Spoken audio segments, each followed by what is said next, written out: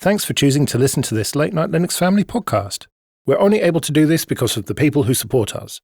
None of our shows are paywalled, but our Patreon supporters can get most episodes early and never hear any ads. Learn more at latenightlinux.com/support or support us by telling a friend or colleague about everything we do.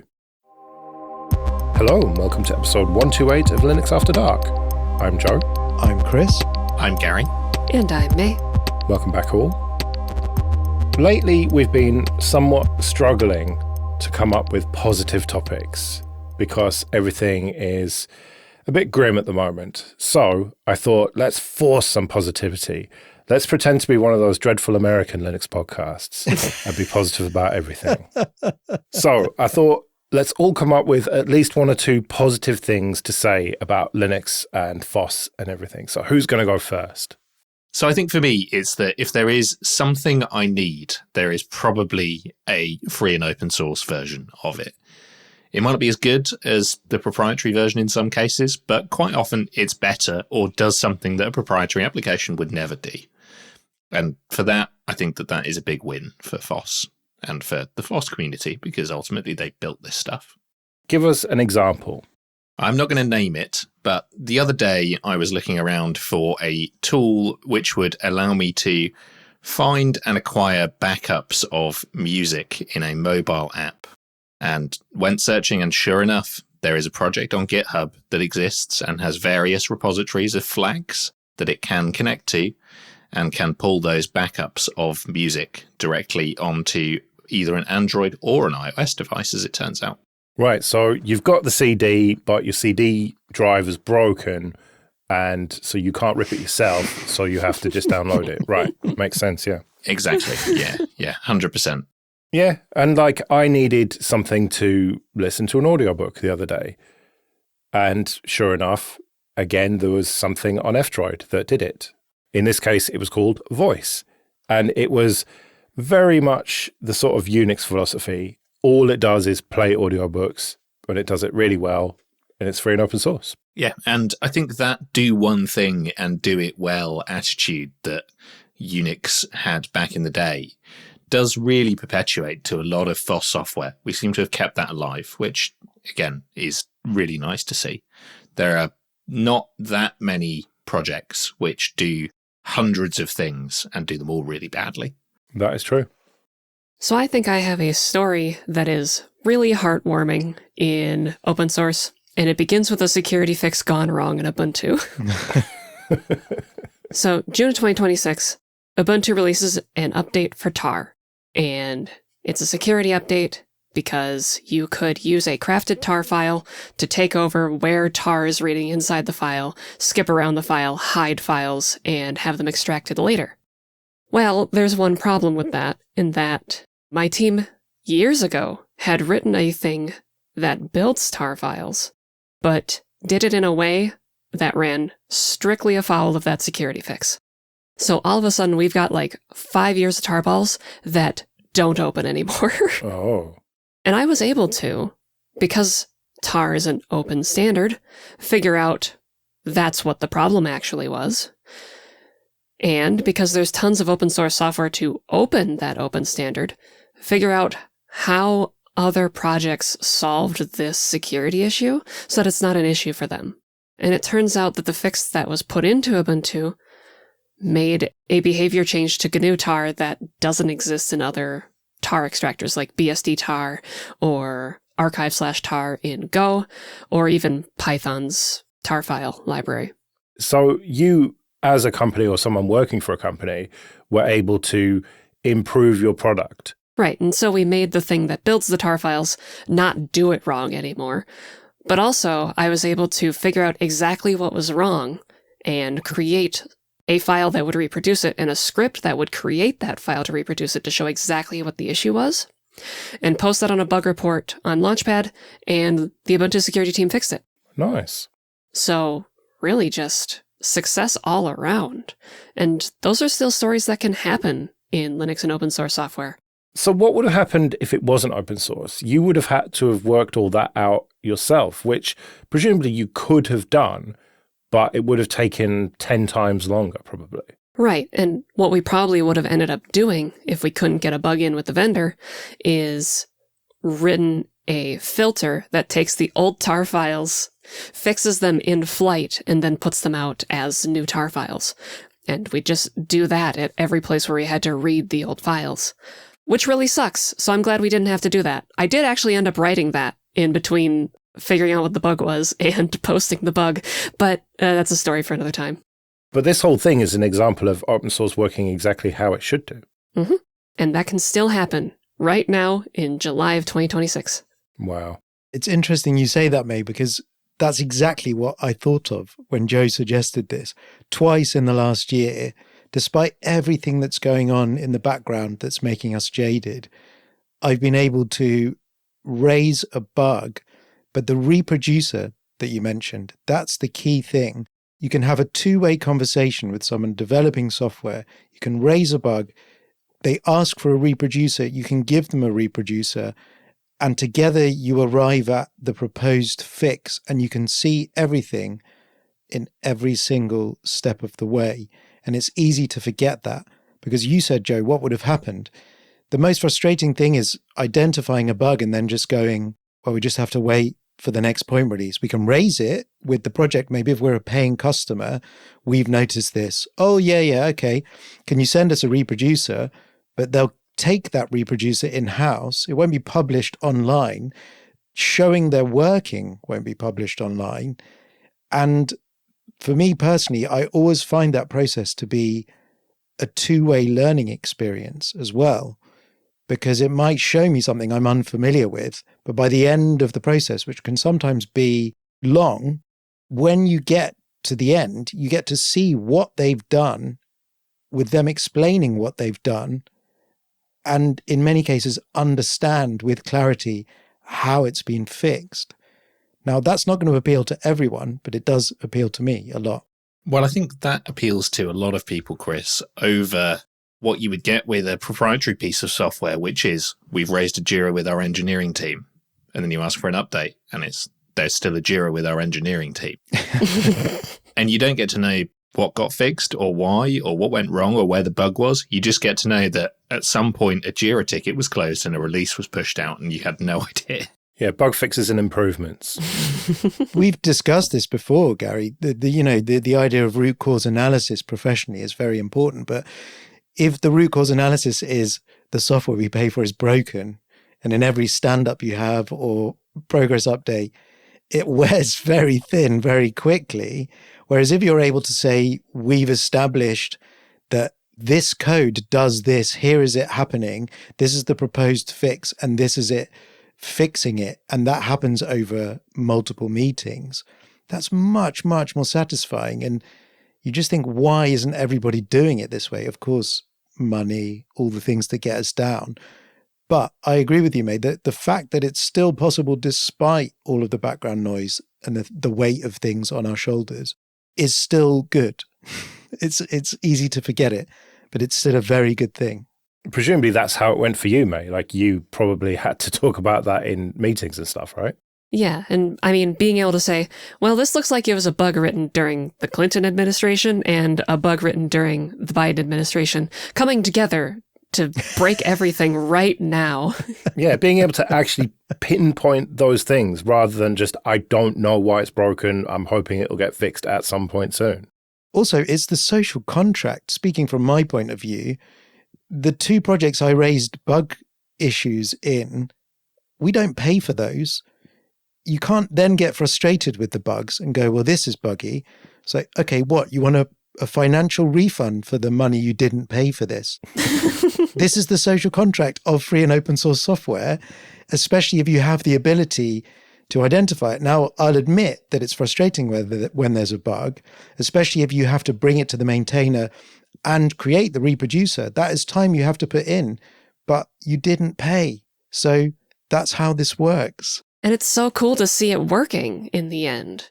It requires a bit of effort, but the reward for it is fantastic. So don't automate it and ask robots to do it, please. It's a good thing. All right, well, I managed to write a big list, so we'll see how many of them I get to. The first one I wrote was self-hosting is in the best place it's ever been, at least for me. ZFS for the storage, Image for photos is great, Jellyfin, home automation, just generally self-hosting is in a great place. I mean, it's funny that Jellyfin, we heard today, like the leadership is standing down, so we'll see what comes of that. Hopefully it'll be fine. But nevertheless, the whole ability to self-host stuff, I feel like has never been better. Yeah, I agree. And I think a lot of that comes down to what I was saying, right? Is that there are just so many good tools out there that are open source that you can self-host now. Imagine something like Image existing 5 years ago. I've probably never accrued those photos in Google Photos or iCloud to the extent that I ever did. And yeah, there are still a ways to go with these things. I mean, Image photo upload is still not super reliable on the iPhone for me. And yeah, Jellyfin, the clients aren't very good, but it is way better than it's ever been. That's because you're all in the Apple ecosystem. Yeah, I think you're holding it wrong. Mine works fine. Well, mine does not. So any tips you've got, let me know. Well, my Image server updated to 3.0 or whatever, and the F-Droid Android app hadn't been updated yet, so it stopped working. So I then had to uninstall that and install the Play Store version because that is up to date. But apart from little headaches like that, I mean, that's part of self-hosting, isn't it? That's part of not just putting your trust in another entity completely. I mean, you have to trust another entity to some extent, but you are still nevertheless in control and your own administrator. For better and for worse. Yeah, and if the Image project went away tomorrow, I still have all of my files on a file system on my machine that I could import into something else. Yeah. And I still have those OCI container images that, again, I could just keep forever. Just keep using if I really wanted to offline. Yeah. I've even got a CD that's got like a live version of Linux with Image 2. something installed. It was a merch thing that they did last year. And you Zoomers love your CDs, I hear, even though you haven't got CD players to play them in. I do, in fact. It's very important that we have that, though, because a lot of our conversations between shows are about the anxiety around the rising cost of hardware. So having the ability to look around you and run it on what you already have, it becomes more and more positive, that as well as the control aspect. It's being able to, you know, as you've said, Gary, Image doesn't need like a super cutting edge GPU. It's just a bit slower to classify the photos, but it's a win across all fronts in that way. Yeah. And did I mention ZFS as well? I know I've been properly brainwashed on that, but it is so good. It's just such a good storage system. What kind of related to the self-hosting thing is the Fediverse. We've now got, as far as I'm concerned, viable alternatives to the big tech social media platforms. And it's not just Mastodon, which is a Twitter clone or better version of whatever you want to say. You've got Lemmy, you've got PixelFed, you know, you've got alternatives to the different platforms and they can all talk to each other and you only need one login. I feel like social media, thanks to self-hosting, not necessarily on your own LAN, but, you know, self-hosting in your own VPS or whatever, is in a really healthy place. Like, yeah, it's not mainstream, but that's also good, I think. Like, it keeps some of the assholes away, as far as I can see. So I am really, really happy with where federated, open source, open standard social media is. I agree, even if I don't use it. It's always nice to get a link to something on the Fediverse and actually be able to open it without logging into anything. Yeah. I mean, some people have their shit locked down and whatnot, but that's also a feature, not a bug. Like, if you want your shit to be public, then you can do that. And yeah, I send you a link and you don't have an account and it's just there on the open web. Yeah. And it's their choice, not the platform's choice to try and lock people in. So I absolutely agree. Like, Mastodon is the primary social platform that I open because it's, as you said, Joe, it's not just Mastodon, but in terms of a short form social network site where I can curate a feed of what people are up to, it's like Twitter used to be in the best way, because that's what it used to be for me. I chose people and I wanted to check in. So I find it now very successful. Yeah. And you've got just all the best bits of Twitter, really, from back in the day when it was actually good. You've got a proper chronological timeline. There is also the trending, if you want to see what's trending. Like today, as we record, it was Liam, Gaming on Linux. He was like the biggest thing moaning about Mozilla going back to X, funnily enough, or Twitter. Let's not call it X. What am I doing? So yeah, I think that is really good. And I know it's been around for quite a long time, but the whole demise of Twitter really brought about the popularity of it, at least in my life. One of the things that I was thinking about is that even though I've kind of leaned more towards what some people who haven't used them would think is a loss of control with, what should we call them, atomic distributions, I guess, there's still a really wide range of distributions of Linux and desktops that you can choose from. And even in what might seem, if you haven't run it very much, to be a quite constricted corner by running these atomic distros, it's not so. They're just a different way of accessing the same level of choice and control. And I think, despite the fact that sometimes I think people want to try and take ownership in a direction really strongly, I don't think that is ever going to happen, and that's a good thing. I think there are use cases for quite a lot of the different ways of running a distribution of Linux. Now, there's a lot of boutique distros and maybe too many distributions that are similar. If you think about that family tree that's often brought up, broadly, there is a good diversity to how you can run Linux. All of it, I think, is positive. There's no wrong choice, I don't think, within those main choices. I think Hannah Montana Linux might be one, but Well, yeah, of course. That had a new release relatively recently, funnily enough, that I keep meaning to check out. Time for a challenge, Joe, I think. Oh, yeah, sounds good, yeah. But this was actually on my list. I wrote there's a real diversity of distros and desktops, so there's something for everyone. Depending on if you want to be really up to date with all the latest graphic stack and everything for playing games, or whether you want to be really boring and have something that looks like Windows XP on a base that never changes. But then even if you want to do that, you've got Flatpak and Snap if you want them. There is arguably, if we were going to be slightly less positive, a paralysis of choice. But let's be positive and say there is an awesome amount of choice and you can do whatever you want. You can run your system however you want. And even if you're not perfectly happy with it, you can change it. Yeah, that's the key thing, I think. There is always the possibility of change. And I would still, having had a recent experience of one of the big operating systems and making it work mostly to how I liked it with very performant hardware, I still prefer to be in a position to be able to change it for myself a fair amount. And I'd much rather be doing that than waiting on or being frustrated with something that was out of my control.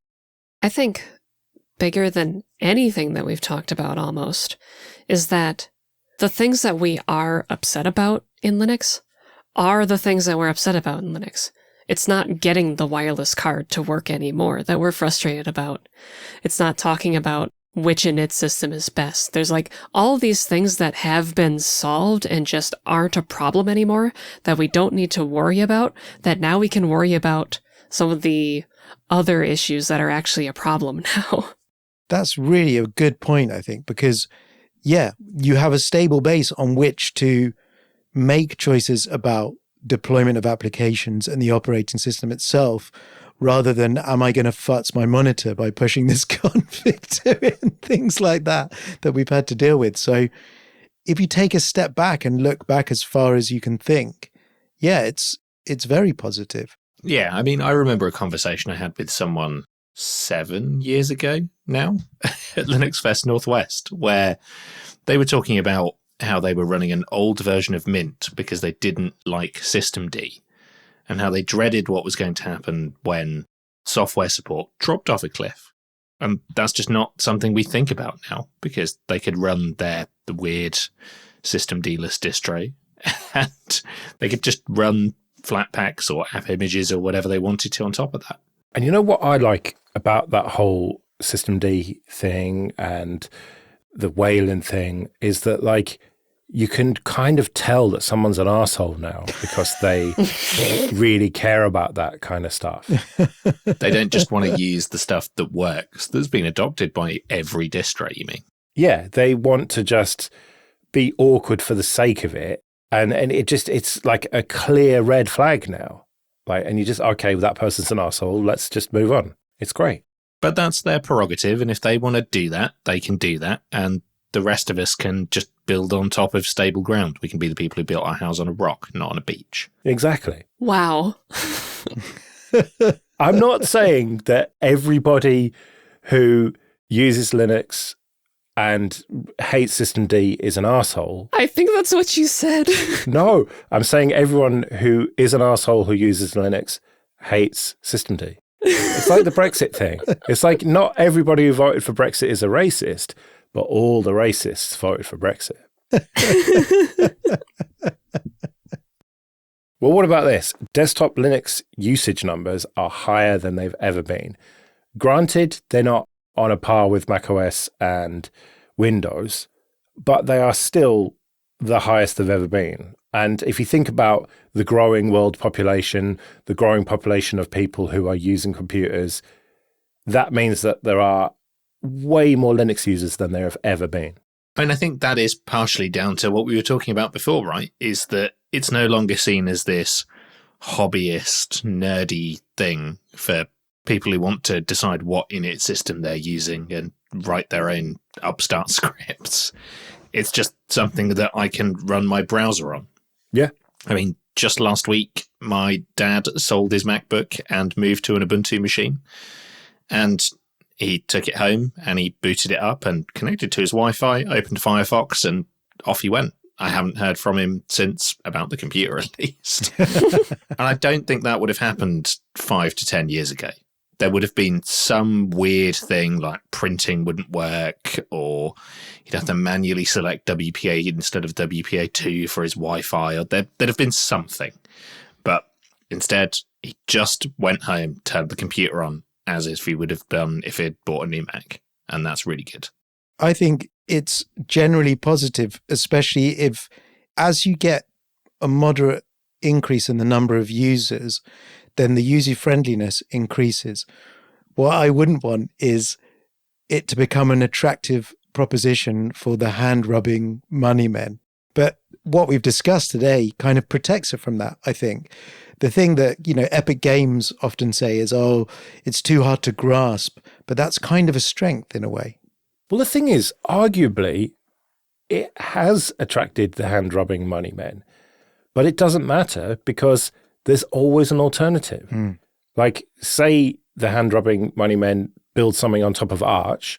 Well, you've still got Arch, that's a community distro, or built based on top of Debian. You've still got Debian. So it doesn't really matter, does it? Like, they can give it a go, and even if they're successful, we'll still be fine because it's all open source and can either be forked or we use the thing before it was forked. Ultimately, I think the best thing about Linux in 2026 is that we can just get on with it. So maybe we should get back to that. Maybe we should. So we should probably get out of here then. We'll be back in a couple of weeks, but until then, I've been Joe. I've been Chris. I've been Carrie. And I've been May. See you later.